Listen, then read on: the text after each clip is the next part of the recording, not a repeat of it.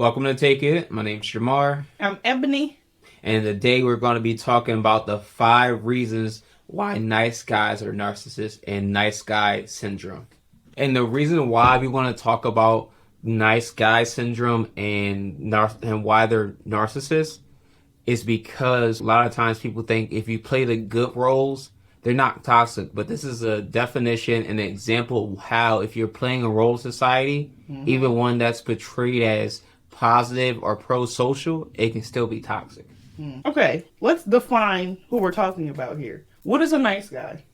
All right, what is it? In layman's terms, nice guys are men who take an altruistic approach to finding their place in a patriarchal society. What's the altruistic? It means that they do things for other people. Okay. All right, so like more like benevolent people. Benevolent people. Listen, all those words, destroy them all. But yes, that word. Yes. Okay. So they try to buy their importance in manhood.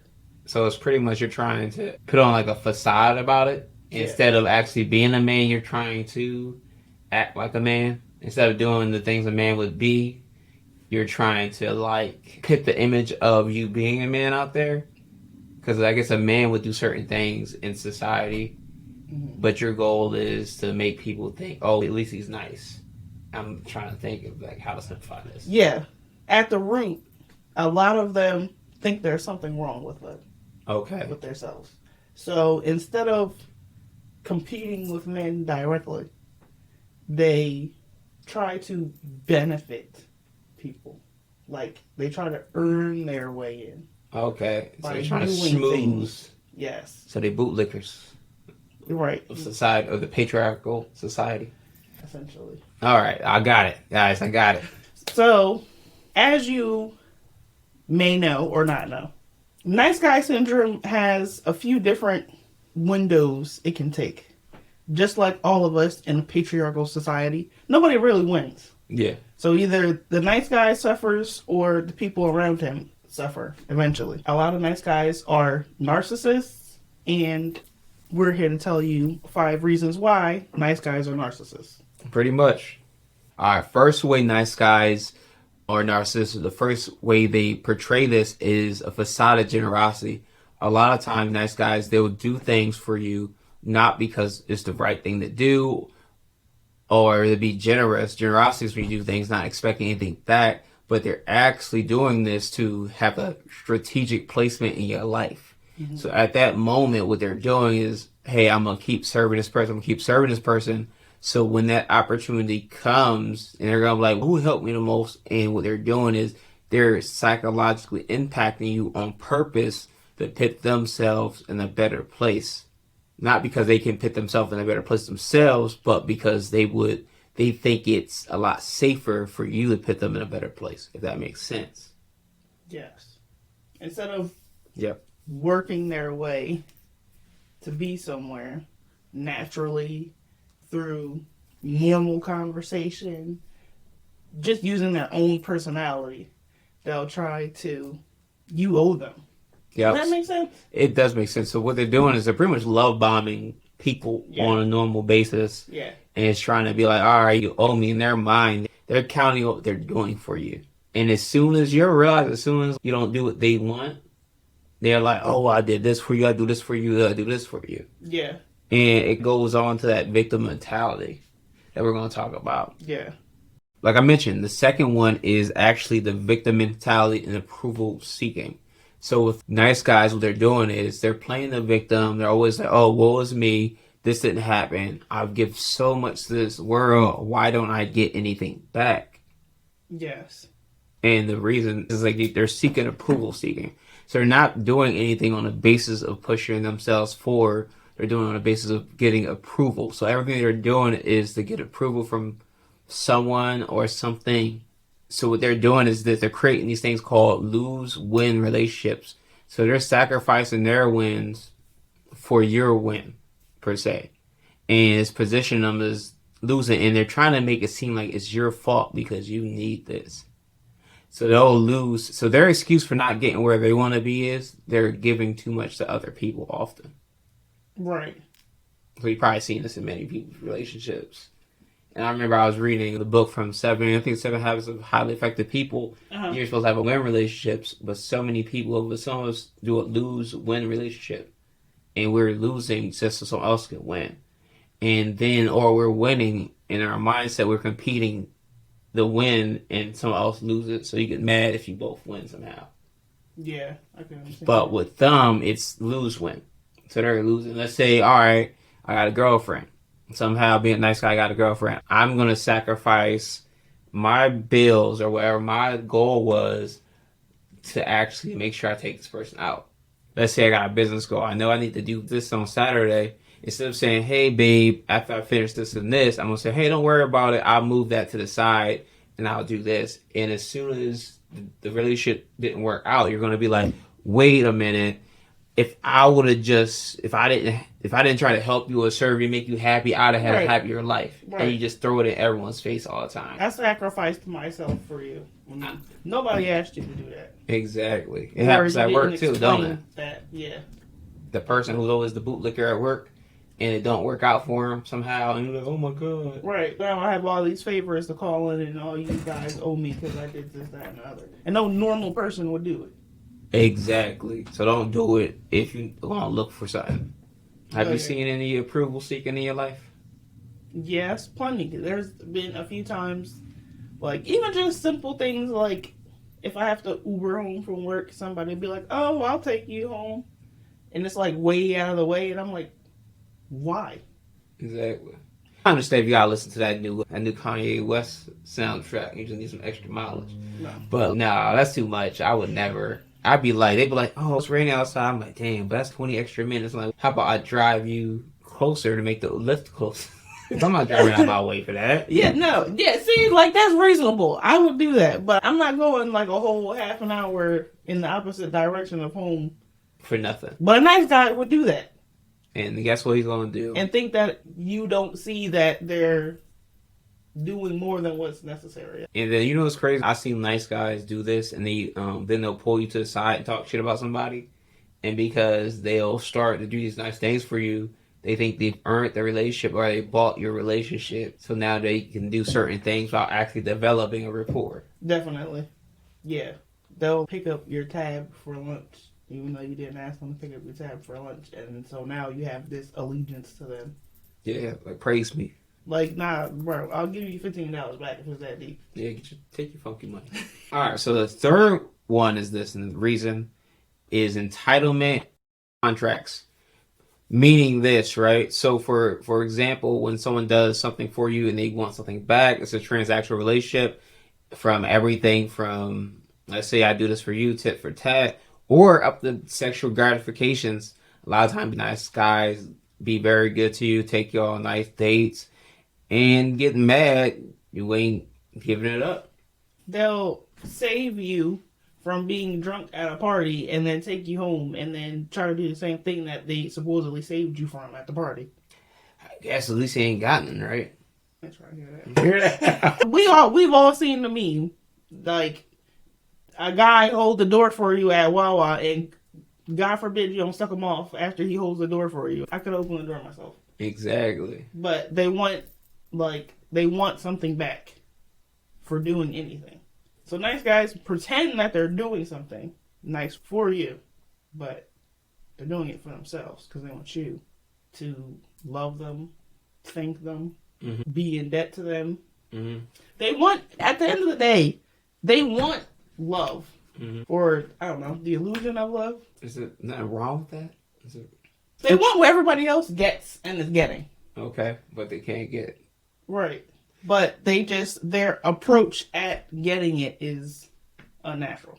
So I guess they feel like they're not naturally worthy a girlfriend or of attention, of somebody looking up to them in a leadership role or something like that. So I guess it goes to like the lose-win relationships. They would rather you win and they lose at the end of the day. And if they don't want to compete. Because competition in their mind says, hey, if I lose, I'd rather choose to lose first and act like I'm helping someone else win.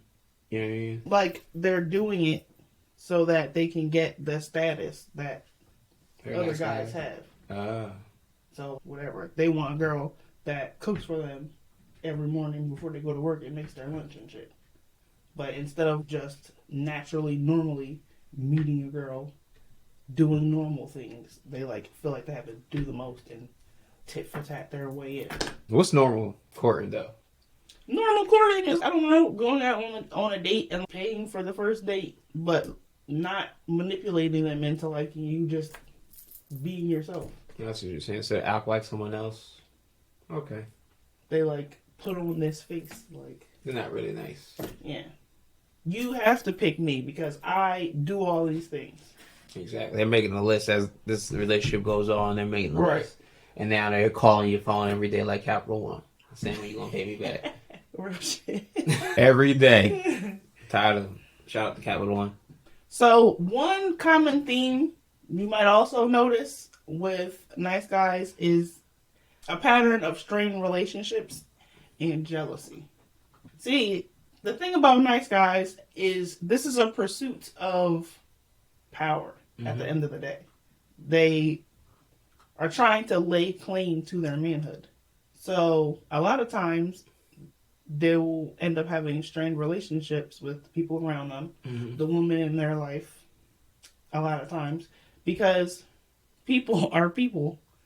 And if you try to do things outside of them, they take it personally. It was weird. I just was watching. So I'm in the podcast community, right? So I was watching and look at one of my friends deal with a situation with his girl. I'm not gonna say the names, but it's just how so they're both in the same podcast space and network, and they all know the same people. He's pretty much got his girl to unfollow all these, I guess, quote unquote powerful men, but he's still following them. And the reason was for him, when asked about it, was for her to start thinking for herself. But why can you know what I mean? Why are you allowed in these spaces but not her? And you then can tell right from wrong, but she can't. And then she also believed a woman, I'm not gonna say names, that were like a strong woman who made their own decisions. He believed that strong woman cannot be led. So he asked the strong one, do you feel like you're difficult to lead? And the strong one was like, well, no, I'm led every day. This person leads me, this person leads, this man leads me, this man leads me. And debunked this whole theory that strong woman cannot be led. So it's weird, and it's just, I guess it is jealousy, estranged relationships. Because even if, let's say, it's worse when you're all friends with that girl, and now there's one guy, I don't want you all really interacting with her like that. And whenever there's one person not talking to you, whether they're so far away, they're just trying to isolate them. Not because it's like unhealthy or it might cause an affair or something like that, which is understandable, but it's just because they'll lose control. Exactly. Any loss of control will be detrimental to their daily agenda. Exactly. He wants to maintain this image, this self-importance. I think it's like a savior image, like Jesus. Close to Jesus. And you're like, I would do this for Jesus. Would you drink? You remember the preacher was like, he's like, all right, who would die for Jesus? And then I was like, yeah, I would. He's like, all right, get up here. It's one of those jaws.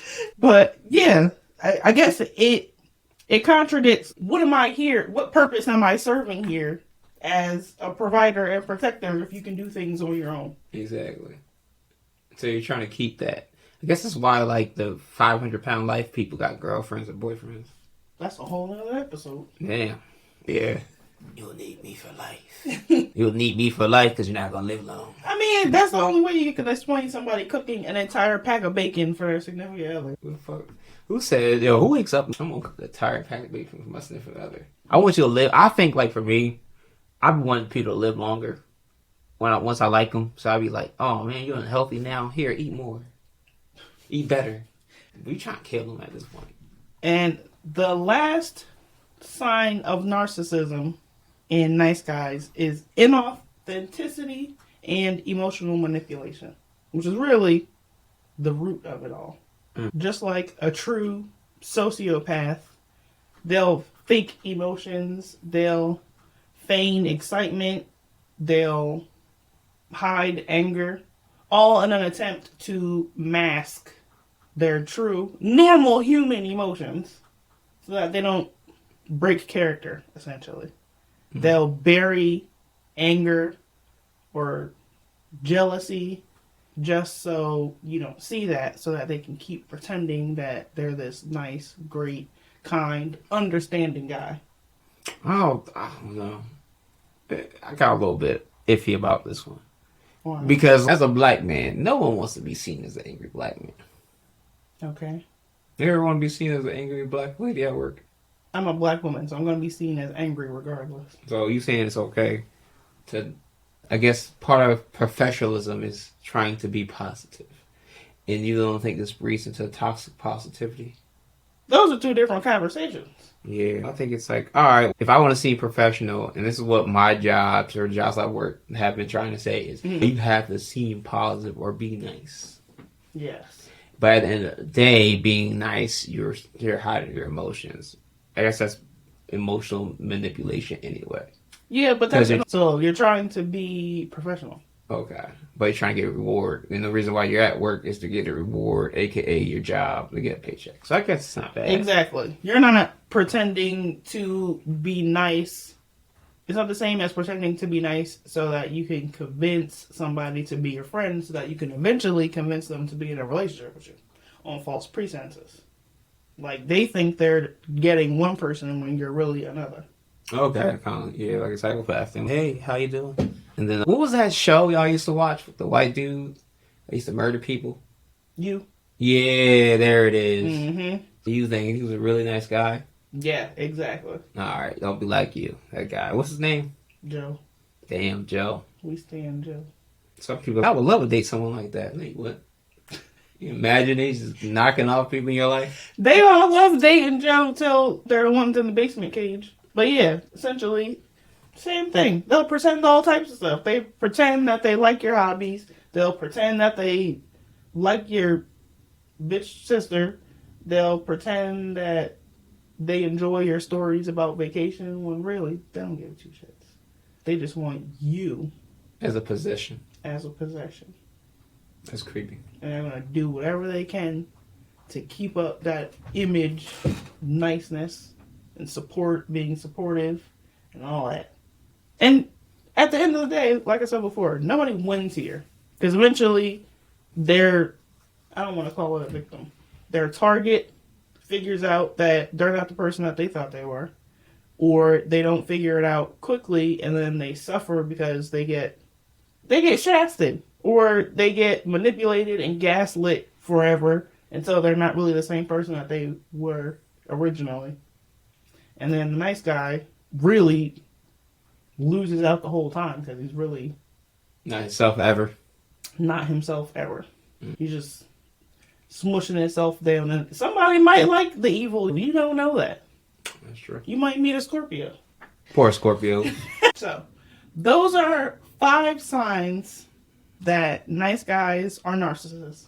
And... do you guys relate? Do some of you guys... So do some of the men actually use these tactics to get favor from women, from people, from friends? Mm-hmm. Are you a nice guy? Can you relate to any of these? Do you do them any day? Exactly. Let us know in the comments. Bye.